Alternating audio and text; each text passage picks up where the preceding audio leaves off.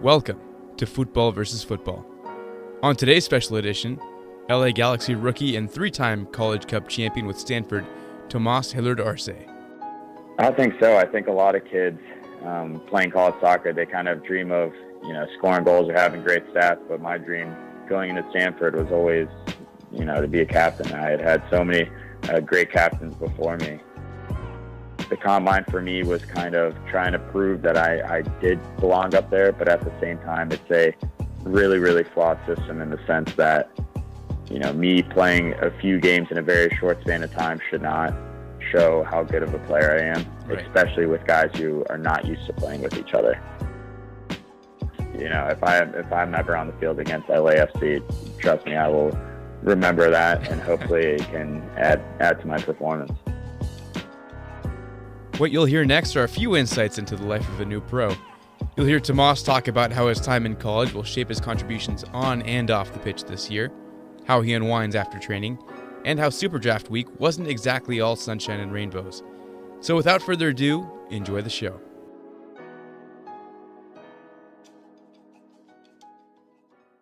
All right, ladies and gentlemen, welcome to Futbol versus Football. We've got a very, very special edition for you all out there today.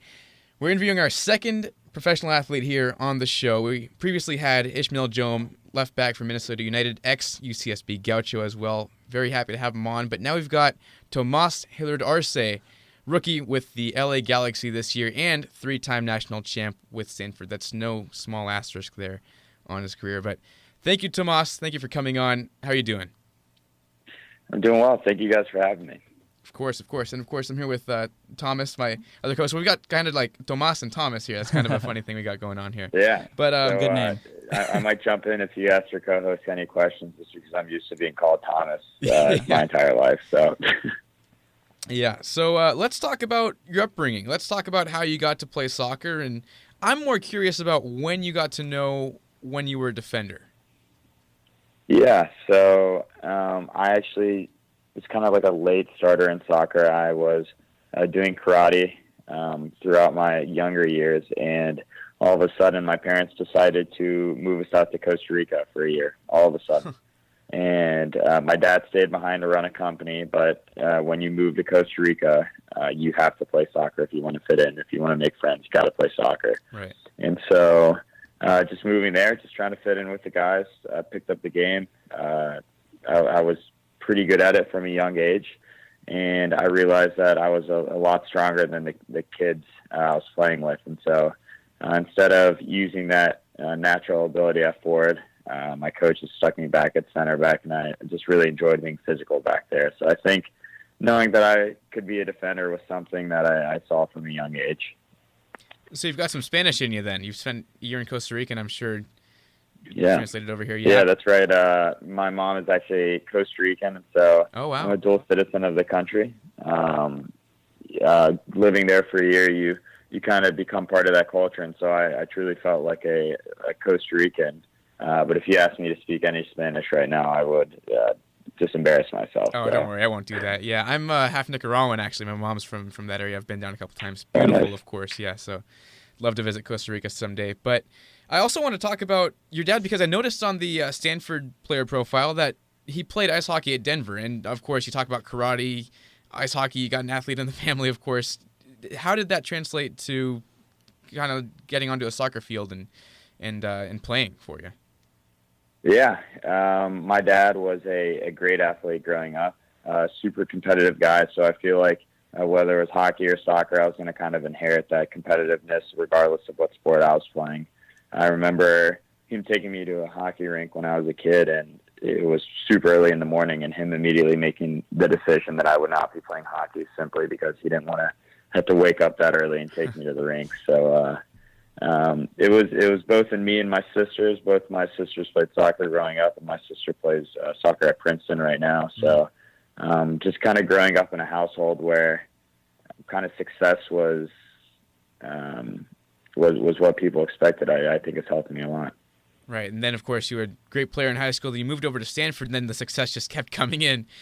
Something I noticed about the 3 national championship wins is that Stanford was never the number 1 seed. So you guys always kind of came in as underdogs, chips on your shoulders. How much did that impact the mentality of the team heading into the game, and how much did each national championship mean for you? Yeah, so, man, actually looking back on all these tournaments and I guess you got to pick a favorite. If we're going to ask this question, you also got to pick a favorite. Ooh, a favorite? Yeah. Well, the first one was 4-0, so, but at the same time, it's kind of like that sweet first taste of victory. The second one, I missed a penalty kick in the finals, so that one was a little too scary for me. And then this last one, just being an overtime winner, and kind of sending me out on top, I thought was great. Also, just being a captain, felt really nice to know that the success was riding on my shoulders a little bit more than in the previous 2 years. But yeah, I remember definitely having chip on our shoulders, being the underdog in so many of these tournaments, especially the last one, having been a 2-time defending national champion going into the tournament with only 2 losses. We felt like we had not been really respected by the tournament committee. But luckily, we were put in a bracket with teams we had seen before, like, top-seeded Wake Forest, whereas many teams probably would have been very, very intimidated by them. They were a team that we had seen and played before, and we had the confidence and knowledge that we could be successful against a great team like that. Now, in college sports, right, you have players that leave every year, right, because you can only be in college for 4 years unless, redshirting and that kind of stuff. And to win 3 back-to-back-to-back championships, what was the key for you guys in balancing the turnover? Because obviously you lost a lot of good players throughout that time. What was the key for you guys to continue, being at your peak and bringing it home 3 years in a row? Yeah, I think a lot of teams have something similar, but maybe not as effective. I think the consistency in the coaching. You look around at maybe who was the best talented team in the country, and Stanford was not the most talented team. We couldn't pass the ball as well as other teams. We didn't have guys who had as much skill, but we had by far, in a way, the best coach in the country. Jeremy Gunn was someone who was super serious about winning, and he kind of instilled those values in us as a team, and we were all focused on being successful together. We didn't have these guys who were half in looking to go pro early. We had guys who were focused on one common goal, and I think that really helped us. And then I also saw your interview with Bobby Warshaw at the Combine, and you guys are both Stanford guys, but I also noticed that your major here on your player profile page was Science, Technology, and Society. So what did you want to do outside of soccer? What would you do? Yeah, so outside of soccer, something I feel very passionate about is just leading people. I think it takes a certain type of personality to be able to get up and manage people and kind of have that success right on their shoulders, similar to being a captain in soccer.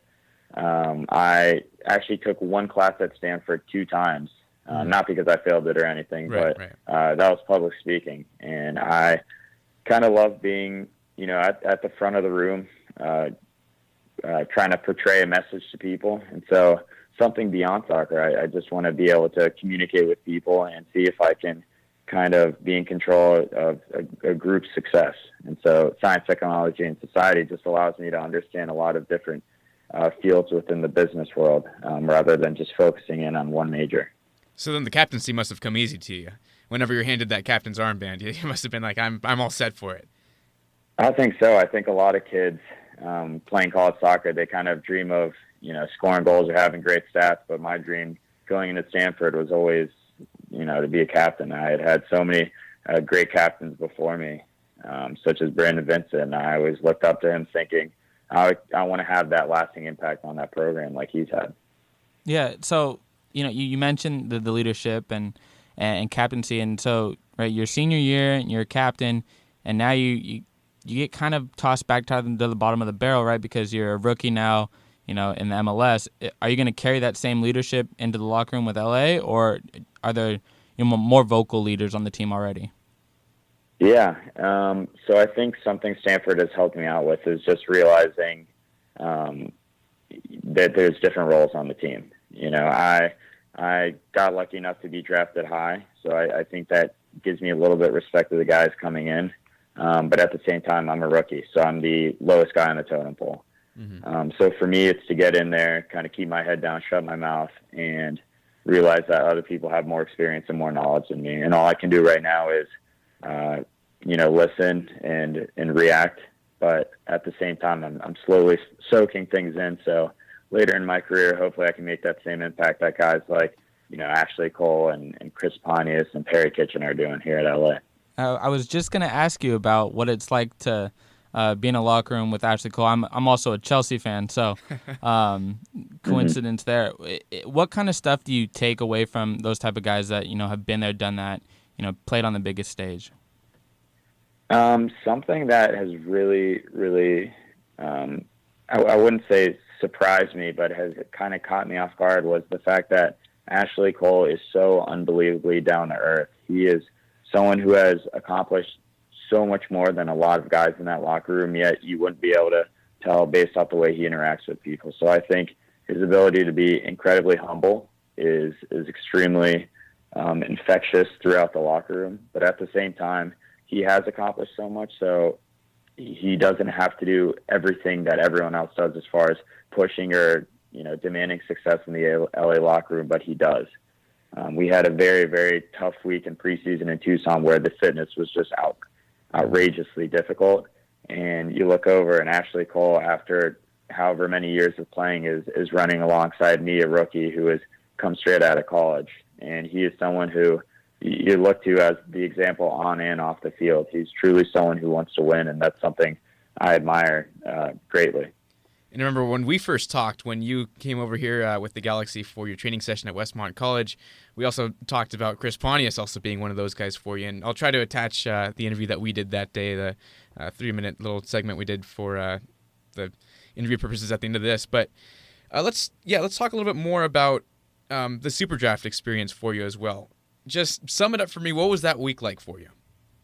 The entire week itself was extremely, extremely stressful. I think for me coming in, you try to not look at things like Top Draw Soccer or Twitter because people are coming out with, what they expect or what they think is going to happen as far as mock drafts. And right. I think going into the combine being, within the top 3 or 4 picks in every single mock draft, basically all I'm thinking is I have nowhere to go but down. And so the combine for me was kind of trying to prove that I did belong up there, but at the same time, it's a really, really flawed system in the sense that, me playing a few games in a very short span of time should not show how good of a player I am, right. Especially with guys who are not used to playing with each other.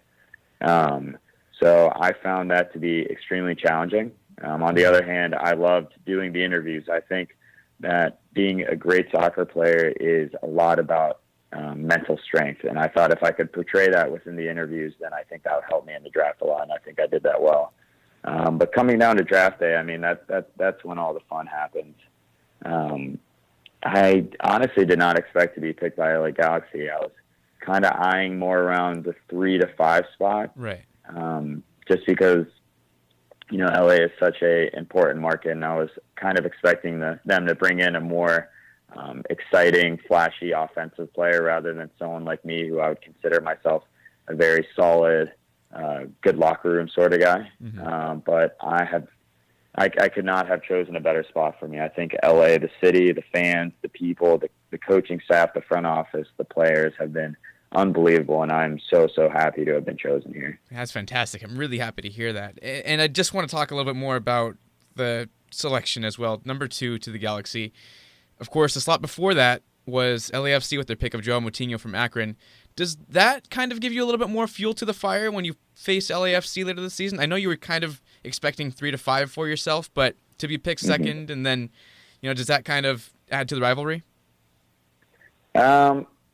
I think so. I actually got the chance to play right next to Joao on my combine team, and I would have liked for anything, or I would have liked for him to kind of, be stuck up or be a mean guy or something. But right. The guy's like super nice, super great person, and so I think when he got picked, rather than me being bitter about not being the first pick, I was just really happy for him, and so. Although people might try to make up the narrative that there is some sort of rivalry, right? I only wish the best for him. But at the same time, if I'm ever on the field against LAFC, trust me, I will remember that, and hopefully it can add to my performance. Right. I wouldn't figure there'd be any bad blood between yourself and Moutinho. You did beat Akron as well in the semifinal, right? In the College Cup. So. Yeah, he'll always remember that. Yeah. And actually, my roommate here for the LA Galaxy also played for Akron. So. Oh, there you go. Yeah. Yeah, I got my my little national championship trophy somewhere around the house. Yeah. So. Let's move on to gaming. I know it's something you're passionate about. You don't have many tweets on your account, but you've got about like 2 or 3 Fortnite retweets and calling yourself the best Fortnite player. So, Fortnite or PUBG? Gotta be Fortnite, man. I've seen a lot of videos about PUBG, and it seems like a really, really cool, much more realistic game. But I probably play a few hours of Fortnite a night. With my buddies back home. It's honestly just a great way to just like keep in touch with college friends. And I feel like as an adult, like I'll slowly have to start doing more mature things. But like I'm 22 right now, so just let me have fun on Fortnite. What console do you play on? I'm an Xbox One guy. Okay. Yeah. Oh, me too. There you go. Okay, nice. I'm more of a PC guy. I own a PlayStation, but I never really use it for anything but FIFA, which actually brings up another good question. Do you play FIFA? I do play FIFA. I was really, really good in high school, but I think in college I really turned the page and was all Call of Duty. And now that Fortnite has come out, I've left my 2 previous loves behind, and so maybe I'll return to FIFA or Call of Duty once they step up their game, because Fortnite has just really taken over. Yeah, I was just gonna say both the Call of Duty series and the FIFA series have kind of fallen out of my favor. They're just not really doing enough for me anymore. No, I was going to say, I think, FIFA for me might come back into favor just because actually I just saw one of the fans tweeted that they had put me in the game. And so I'm like, okay, now I'm going to have to play FIFA. The dream of finally not having to create your own player and just them having it there is awesome, even if I am 64 overall and don't have a picture yet. I'm just like a black shadow. Right. I'll take it. If there was if you're not going to be playing right with the Galaxy and playing with your card, is there another team that you play for? Like, do you have a favorite European team? Yeah. I'm a humongous Manchester United fan. And I know what you're thinking right now. Yeah, you see us grimacing in the studio. You don't see it, but you know it. Yeah. Ibrahimovic question approaching. Oh, yeah. But, wow, that would be amazing. Yeah, but I love the club, love the players, past and present. They're just super fun to watch, and fingers crossed they're still in Champions League, so we'll see how the second leg goes. Now, you're a United fan, right? I'm a Chelsea fan, so I dealt with a lot of Mourinho, and he brought quite a few titles to the club, but I just couldn't stand his park the bus, approach. What are your thoughts on that? I think from a fan's perspective, I can totally understand that, but as a center back who played for a defensive-minded coach in college, I just love seeing clean sheets, love seeing no goals on the board. So in the end, I'll say he's doing a good job just because he's kind of stopped the bleeding of the previous coaching rotation of just constant failure. So, right. Whatever he's doing now is working. I say we give him a little more time, see how Sanchez works into the system. Maybe he can start creating more goals, but I don't mind it. I love defense. So hey, his best performance in the United shirt. Oh, sorry. Yeah, go ahead. I was just saying, me saying I love defense is the least said phrase ever about soccer. So I apologize to all you soccer fans.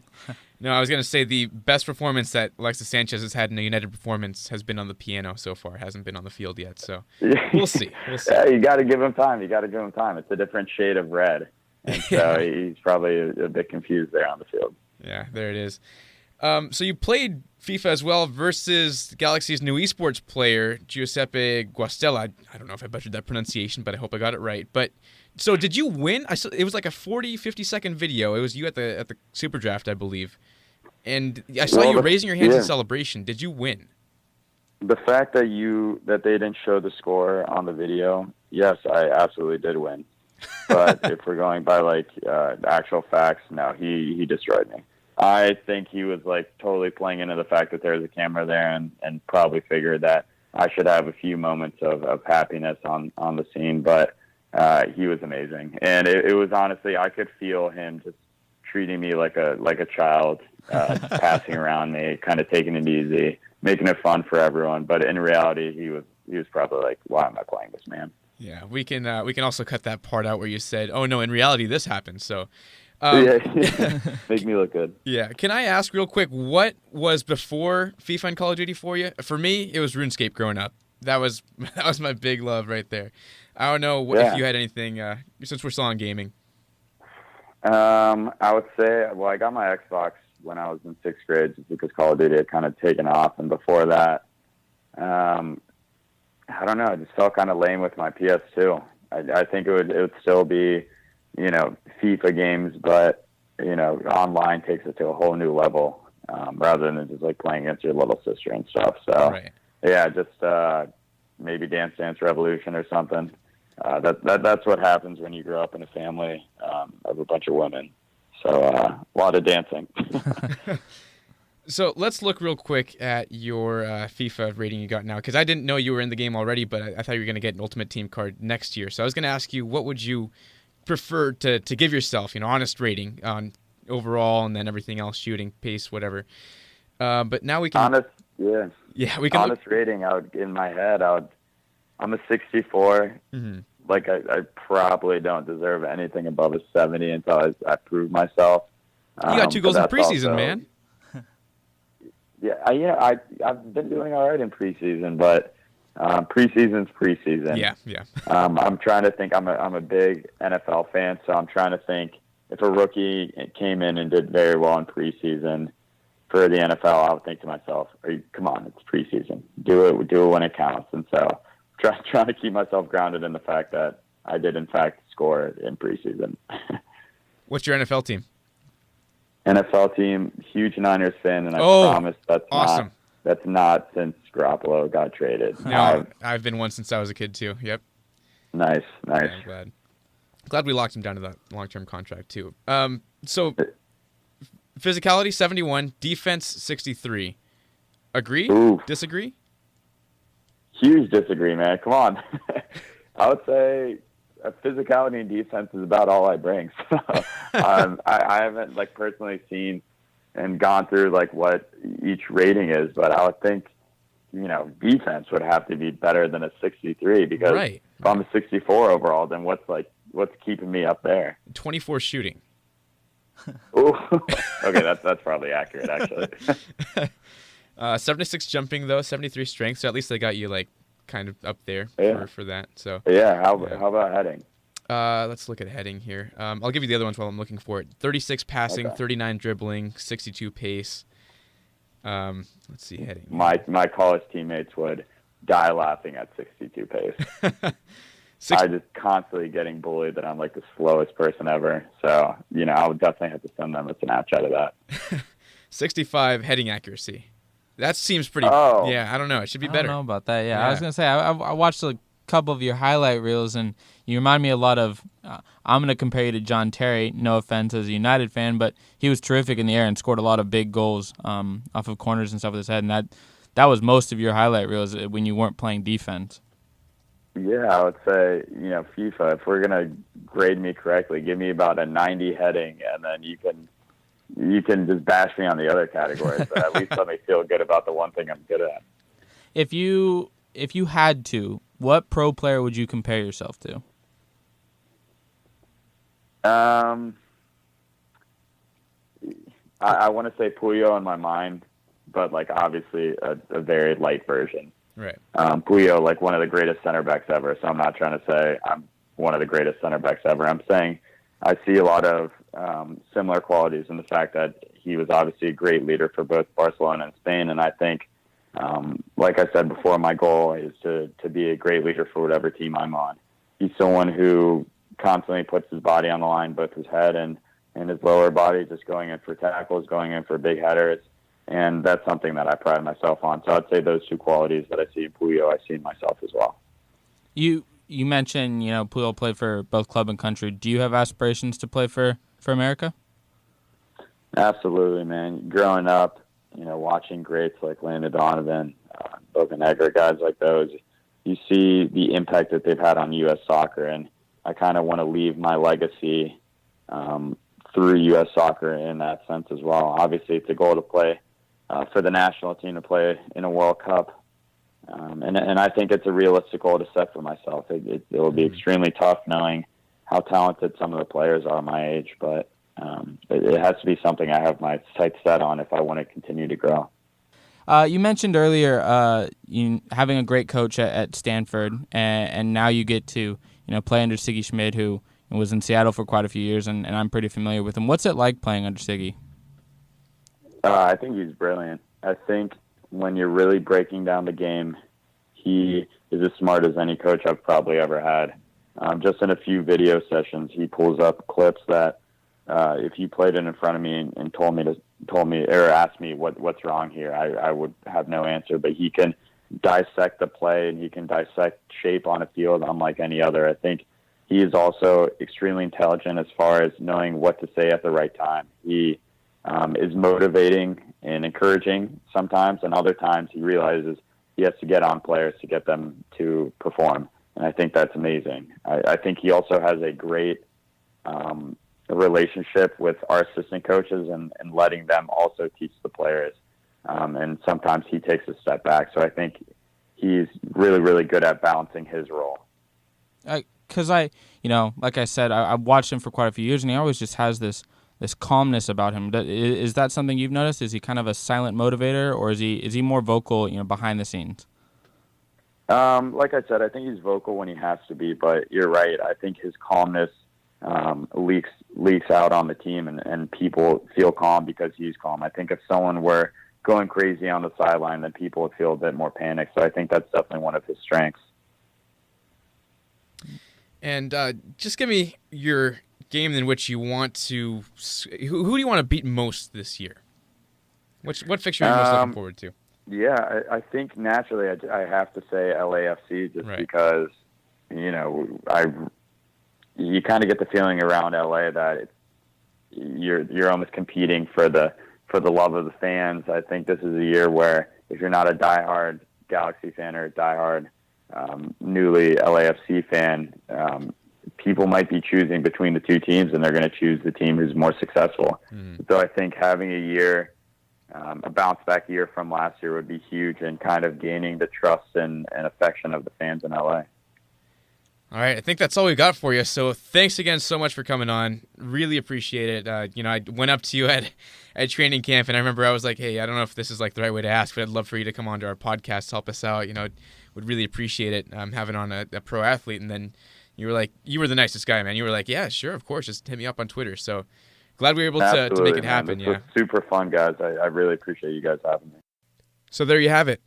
Thanks again to Tomas for letting us interview him, and best of luck to him in the upcoming campaign. Yes, it's well documented that I'm an Earthquakes fan, and I'm supposed to hate LA, but it's hard not to root for such a humble, down-to-earth guy that's willing to talk to two guys with big dreams in the sports media world, but not much else to their name right now. As promised, here's the interview that Tomas gave me when I went to the Galaxy's training session at Westmont College in Montecito ahead of their preseason friendly versus Fresno FC at UCSB's Harder Stadium, in which he scored the third goal in a 3-1 win. If you liked what you heard, subscribe to us on iTunes and or Google Play, leave us a review, and follow us on Twitter at Footy vs. Football. Thanks for tuning in, and make sure you come back for more. Hey, Tomas, nice to meet you. Tomas, good to meet you, man. So, three-time College Cup winner, you're coming in here into MLS, and you're trying to stake a spot out for yourself to start. Mm-hmm. So, what's that transition like? You're established on a team, and now you're trying to come in here, start from square one again. Yeah, I think it's pretty tough the first few weeks, actually, just because you're used to going from the top dog to someone who has to kind of gain the respect of the older guys. And so just coming in and having a game where you can gain some confidence like this past week, I think that was really helpful for me. And just knowing that, I can be successful at bringing that into practice, seeing what I can bring rather than being nervous. And what's the training been like so far here in the preseason? I know you played a little bit in the New York City game, correct? Yep, And you scored. Yep. So congratulations on Thank that. you. And hopefully you get one in the regular season as well, or a couple more. Yep. But yeah, what's that been like, the transition? I know it's a completely different game. Yeah. Have you seen that? I think the quality of the play is so much better. In college, every once in a while you can expect a bad touch, but out here everyone expects near perfection. Something that has surprised me is just the level of fitness. I love the older guys' ability to push themselves and for us to want to be fit rather than coming and expecting to be fit throughout the season. It's we're coming in here and working hard. So just seeing that work ethic, I think, is really inspiring. And I just talked to Chris Pontius over there, 10 years in MLS, so he's got a lot of experience. Have you kind of, reached out to him? Also, he came out of college soccer from UCSB. Have you also just tried to kind of see what that was like for him? No, I think Chris has been someone who I've been actually extremely close with, probably of the older guys, someone who I've kind of latched onto because he's someone who is so willing to offer advice, so willing to come over and talk to me whether I play good or bad, and he's someone who I look to continue to talk to and see how I can be more like him. Fantastic. What are your expectations for yourself in this first MLS season? For myself, I just want to get out here and learn. I want to become one of these guys who, when rookies come in the future, they can go to and ask for advice, kind of like some of these older center backs.